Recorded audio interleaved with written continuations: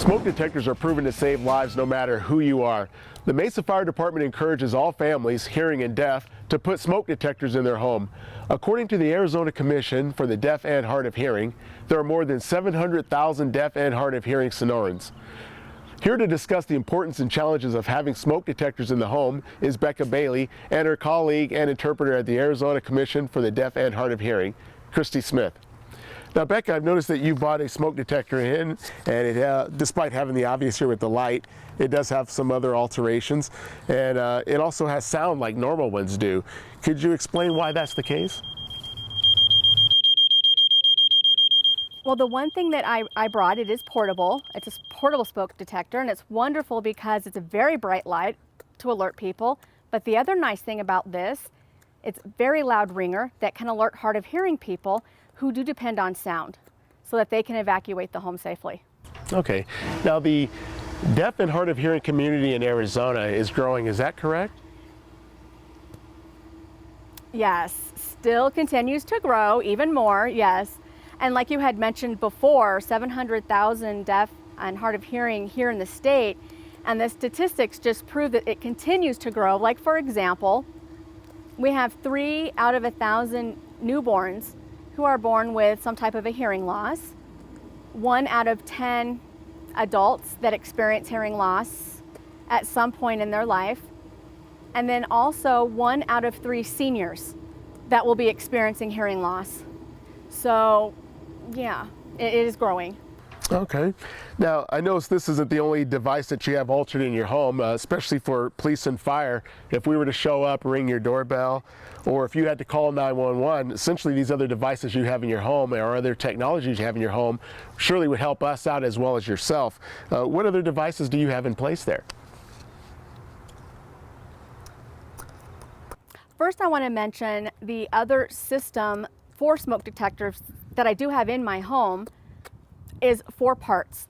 It's a detector itself, a receiver component that sends a signal to the flasher strobe, and also it has a vibrator device that I put under my pillow to alert me.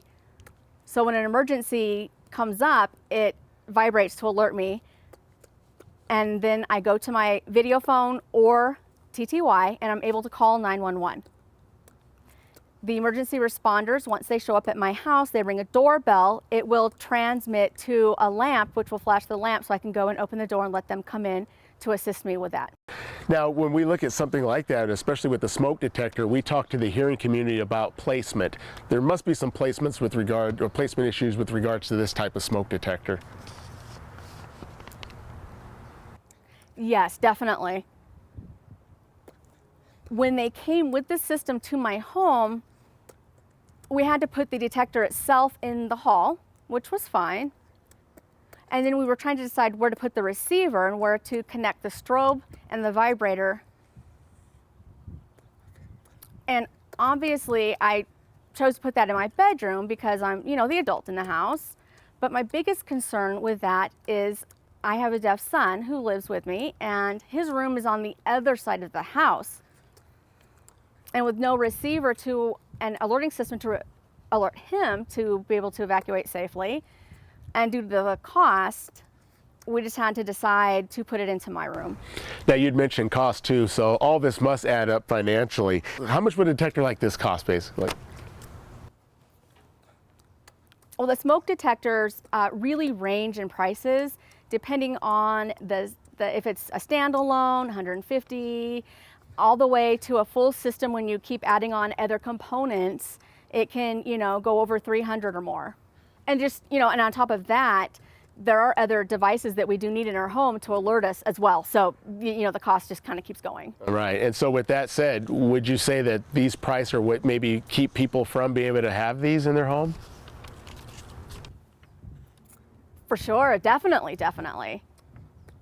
So I would encourage people to try to look for resources out in their community. If they have a local fire department that can offer a free smoke detector, free equipment like this that they can install in their home. If not, I would encourage the fire departments to apply for federal grant monies. They can buy in bulk that equipment and then put it in their home for those community members. And then if not, I encourage them to contact us at the commission. We would be happy to supply them with resources for them to go to vendors and purchase that on their own. Oh, that's great. Now, with that said too, so I understand then if somebody then wants to go ahead and buy one of these, they could contact you as a resource or look online as well, or any... Yes. Contact us at our website. You can go in there by email, by phone. We would be happy to give you a listing of vendors who sell that type of equipment, yes. All right. Well, ladies, thank you very much for taking the time out to join us today. Now, coming up, a new study reveals how you're more likely to survive a cardiac arrest in Arizona. We'll tell you why and share the results with you. It's all on the other side of this break. Stay tuned.